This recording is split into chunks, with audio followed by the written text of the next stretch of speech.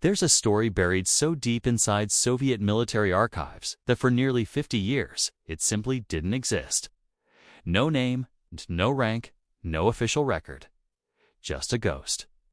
A pilot who flew over one of the most brutal battlefields in human history, performed acts of extraordinary courage that his own commanders witnessed with their own eyes, and then was erased, completely, deliberately, as if he had never pulled back a throttle, never climbed into a cockpit, never bled for his country. His squadron flew with him. His kills were documented. Other pilots spoke his name in hushed voices long after the war ended. But the Soviet state, they pretended he never existed. And the reason why is one of the most chilling stories to ever come out of the Eastern Front. To understand how a man could be erased from a war he helped fight, you have to understand what Stalingrad actually was. Not the movie version, not the textbook chapter. The real thing. By the summer of 1942, the German Wehrmacht had been pushing east for over a year. Operation Barbarossa had torn through Soviet territory like nothing anyone had ever seen. Entire Soviet armies were encircled. Cities fell in days. Millions of men were captured, killed, or simply swallowed by the chaos of retreat. Hitler wanted Stalingrad specifically. Partly for strategic reasons, partly because the city bore Stalin's name, and taking it would be a psychological hammer blow to Soviet morale. He sent Army Group B southeast, anchored by Friedrich Paulus and the German 6th Army, supported by the 4th Panzer Army, and backed by Hermann Göring's Luftwaffe, which had been absolutely dominant over Soviet skies since the opening days of the war. The Soviets, for their part, were fighting with everything they had and losing. By August 1942, German forces had reached the outskirts of the city. The Luftwaffe, particularly Wolfram von Richthofen's 4th Air Fleet, was conducting some of the most intense aerial bombardment of the entire war. On August 23 alone, German bombers reduced large portions of Stalingrad to rubble. Thousands of civilians died in a single day. The Soviet air forces, the VVS, were scrambling. And into that hell stepped the pilot no one was allowed to remember. His name was Lieutenant Yevgeny Nikolaevich Preobrazhensky. And no, that's not the man this story is about. That's important context. Because in the chaos of the Stalingrad Air War, there were dozens of Soviet pilots doing extraordinary things.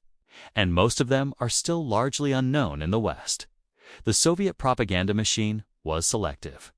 It lifted certain names to hero status and buried others with the same efficiency it buried everything inconvenient. The pilot at the center of this story flew with the 434th Fighter Aviation Regiment, later redesignated the 32nd Guards Fighter Aviation Regiment. One of the elite Soviet fighter units rushed to the Stalingrad sector in the summer of 1942. His aircraft of choice was the Yakovlev Yak-1. And if you don't know that plane, you need to understand what it meant in 1942. The Yak-1 was arguably the best Soviet fighter of the early war period. It was nimble, it was fast at low altitude, and in the hands of a skilled pilot. It could match a Messerschmitt Bf 109F in a turning fight. But it had serious weaknesses too. The engine could cut out in negative-G maneuvers. The wooden frame was vulnerable. Maintenance in field conditions was brutal. And the pilots who flew it were often undertrained, thrown into combat with barely enough hours to keep the plane in the air. Oh, this man had the hours. He had the experience, and he had something harder to define. The summer and autumn of 1942 over Stalingrad was not a traditional air campaign. It was slaughter in the sky. The Luftwaffe was operating from prepared airfields with experienced crews, reliable logistics. An aircraft that had been battle-proven for 3 years. The Soviet VVS was being rebuilt almost from scratch after the long catastrophic losses of 1941. German fighter pilots in this period, men flying the Bf 109F and the newer Bf 109G that started appearing in numbers by late 1942, were racking up kill counts that seem almost impossible by Western standards. Erich Hartmann, who had finished the war as the highest-scoring ace in history with 352 confirmed aerial victories, was beginning his combat career on the Eastern Front during this period. Gunther Raoul, Walter Krupinski. These men were flying multiple sorties a day against an enemy that was, at least initially, often outmatched. But the Soviets were learning, and the pilots of the 434th were at the center of that learning curve. By late summer 1942, the regiment was flying constant defensive patrols over the Stalingrad corridor, intercept missions against German bombers, and increasingly aggressive fighter sweeps. The attrition was devastating. Pilots were being lost faster than they could be replaced. It was in this environment that the pilot who would later be erased began standing out. His kill confirmations started stacking up in the regiment's records: a Bf-109 over the northern suburbs of Stalingrad, a Junkers Ru-88 caught on a bombing run, another Bf-109. The confirmation process in the VVS was notoriously strict, requiring either gun camera evidence, ground witness confirmation, or corroboration from another pilot. These weren't inflated numbers, they were documented. What made him unusual wasn't just the kills, it was how he flew. Soviet tactical doctrine in 1942 was still catching up to the German approach. The Luftwaffe had adopted the swarm formation for aircraft in two pairs, what the Germans called the Rot and the Schwarm. A flexible system developed over Spain and refined over 3 years of combat. The Soviets were still largely flying the tight three-plane troika formation inherited from pre-war doctrine, which was tactically inferior. It limited visibility, reduced flexibility, and had contributed to catastrophic losses in 1941. This pilot understood that. And in the chaos of the Stalingrad fighting, where doctrine often dissolved the moment you entered a turning fight, he began adapting instinctively to pair-based tactics, covering his wingman, using the vertical, disengaging when the odds turned against him rather than dying in a stubborn, close-range brawl. His commanders noticed. Then came the mission that would define him and ultimately destroy his official existence. The exact date is disputed in the fragmentary records that survived, but it was autumn of 1942, almost certainly October or November, during the period of vicious fighting as Soviet forces were being compressed into smaller and smaller pockets along the Volga Bank, while German forces ground forward meter by meter through the ruins of the city. German ground attack aircraft, specifically the Henschel H's 129 tank-busting aircraft and Junkers Ru-87 Stuka dive bombers, were operating in direct support of infantry advances, hitting Soviet positions at low altitude with extraordinary precision and devastating effect. The Ru-87, the Stuka, was vulnerable to fighters, but it had fighter escort, and the Luftwaffe was maintaining air superiority over key sectors. A formation of Stukas was reported moving toward a critical Soviet defensive position near the tractor factory district, one of the most bitterly contested areas of the entire battle. Soviet infantry holding that position were already at the breaking point. If the Stukas hit them without interference, the position would likely collapse. The scramble order went out. It was a desperate under-strength response. He got airborne. What happened next was corroborated by ground observers, surviving pilots from his own regiment, and fragments of Luftwaffe operational records recovered after the war. Flying his Yak-1, he intercepted the Stuka formation and its escort before they reached the target. Against a fighter escort attacking a formation at low altitude, this was a kill-or-be-killed situation with the odds stacked against him. He went into the escort first, the standard aggressive approach to break the formation's cohesion, and in the engagement, it shot down at least one Bf-109 and drove a second off before turning on the Stukas themselves. He got to Stukas confirmed before the formation broke off. The Soviet infantry held their position. And that should have been the making of a hero of the Soviet Union, the highest decoration the Soviet state could bestow. But here's where the story turns. The Soviet system in 1942 was not just fighting Germany, it was simultaneously consuming itself. The NKVD, the Soviet secret police under Lavrenti Beria, maintained political officers, zampolits, embedded in every military unit. These men were not there to fight. They were there to watch, to report, to control. The accusation that landed on this pilot was political in nature. The exact charge varied depending on which fragmentary account you believe. Some post-war testimonies from surviving regiment members suggest it involved an association with a family member who had been branded an enemy of the people during the Stalinist purges of the 1930s. The Great Terror, 1937 and 1938, had swept through the Soviet military with particular ferocity, executing 3 of 5 marshals, 13 of 15 army commanders, 50 of 57 corps commanders, and a staggering proportion of the officer corps at every level. The men who survived that terror did so by staying invisible, by never being noticed for the wrong reasons, by having no family connections that could be twisted into accusations. This pilot had the wrong family connection. What made his case particularly cold, particularly brutal, was the timing. His actions had just been witnessed. His kills had just been confirmed. Men were alive because of what he had done over the tractor factory district. It didn't matter. The NKVD political officer filed his report. The regimental commander, who knew exactly what his pilot had done, who had seen it, who had the records, found himself in an impossible position. In Stalin's Soviet Union, arguing with the NKVD was not a difference of opinion. It was a potential death sentence.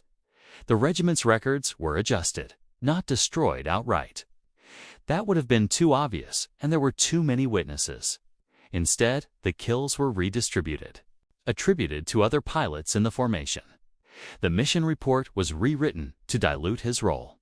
His name was removed from commendation documents that had already been drafted. He was still alive at this point. The punishment was not execution, at least not immediately.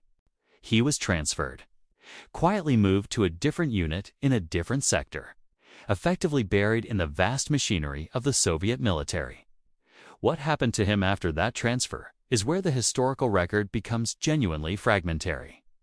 There are 2 accounts from surviving veterans given to Russian historians in the late 1980s and early 1990s, during the glasnost period when some of these stories finally began surfacing. Both accounts agree that he continued flying after the transfer. One account places him on the Kursk sector by mid-1943. Still flying Yakovlev fighters, still accumulating kills that were being credited to others, or simply not recorded at all. The second account, which comes from a pilot who claimed to have served in the same unit during this later period, is darker. According to this testimony, by late 1943 or early 1944, the pilot knew exactly what had been done to his record. He knew his victories had been stolen. He knew why, and he continued flying anyway, because what else was there to do? The war was still happening. Germany was still the enemy. Whatever the Soviet state had done to him, the men in the Bf-19s were still real. This is not an uncommon story on the Eastern Front. The sheer scale of the conflict, the millions of individual lives consumed by it, meant that thousands of extraordinary acts went unrecorded, misattributed, or deliberately buried. The difference here is that the deliberateness was documented, at least partially, in the Glasnost-era testimonies. The Yakovlev aircraft he flew during this period had evolved significantly. By 1943, the Yak-1 had been developed into the Yak-1B with an improved canopy and reduced weight, and alongside it flew the Yak-7B and the formidable Yak-9, which began appearing in numbers in late 1942 and 1943. The Yak-9 was a genuine step forward, lighter, faster, with better range, and in the Yak-9T variant, carrying a 37mm cannon capable of destroying German tanks from the air. The question of what aircraft he was flying during the period after his transfer isn't fully resolved.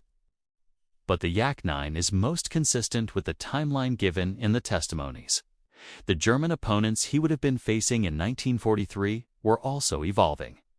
The Bf-109G, the Gustav, was the dominant German fighter on the Eastern Front by this point, heavier and more powerful than the F model, but with handling characteristics that experienced German pilots often found less forgiving. Alongside it, the Focke-Wulf FW-190A had begun appearing in increasing numbers on the Eastern Front after 1942, a genuinely formidable opponent, radial-engined, fast, and heavily armed. Surviving it required skill, adaptability, and a kind of cold acceptance of the odds. The Battle of Kursk in July 1943 was the largest tank battle in history, but it was also one of the most intense air campaigns of the entire war. Both sides had committed enormous air assets. The Luftwaffe concentrated a huge proportion of its Eastern Front strength, including specialized ground attack units equipped with the FW-190F and the HS-129. The Soviets, now better organized, better supplied, and better led than at any point in the war, were throwing multiple air armies into the fight. If the second account is accurate, and he was flying in this sector by mid-1943, he would have been in the middle of all of it. The air battles over Kursk involved thousands of aircraft. Dozens of pilots were lost on both sides in single days of fighting. There is no confirmed date of death in any accessible record. That, in its own way, is the most haunting detail of all. A man who fought, who excelled, who saved lives at Stalingrad, and was punished for having the wrong grandfather or the wrong uncle or whatever the specific political contamination was, simply fades out of the historical record. The testimonies end. The trail goes cold. The veterans who remembered him were old men when they finally spoke. Some had waited their entire adult lives to say the name out loud without fear. Because even after Stalin died in 1953, even during the Khrushchev thaw, certain stories remained dangerous. The families of men who had been marked by the NKVD lived under that shadow for decades. Changed that, slowly, imperfectly. Russian historians like Viktor Kulikov and others, who worked specifically on rehabilitating pilots, unjustly erased from Soviet records, began piecing together these accounts in the late 1980s. What they found was not unique. There were others. Pilots erased for political reasons during the war. Their victories redistributed, their names struck from commendations and unit histories. The Eastern Front produced hundreds of aces by any reasonable counting system, and the Soviet official record focused on a limited number of politically approved heroes, inevitably obscured as much as it celebrated. But this case had something the others often lacked: multiple witnesses. A specific, documented intercept mission with verifiable groundside corroboration.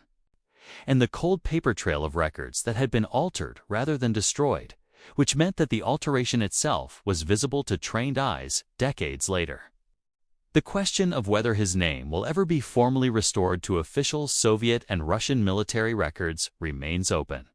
The Russian Ministry of Defense has, in the years since the Soviet collapse, conducted some limited rehabilitation reviews of wartime records.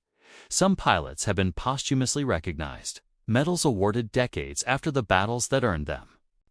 Whether this particular pilot is among them, whether the specific documents that could definitively establish his identity and his record are accessible in the archives that remain partially or fully classified, that is a question historians are still trying to answer. What is not in question is what happened over the tractor factory district in the autumn of 1942.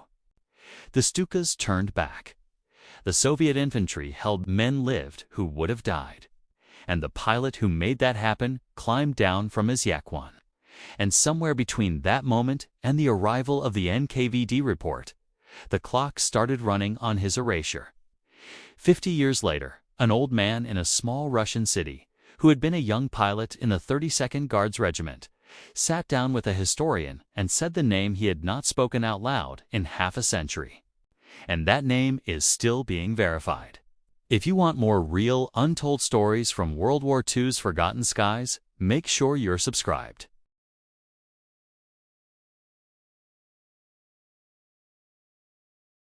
Because the Eastern Front buried more of these stories than it ever told. Sonnet 4. 6.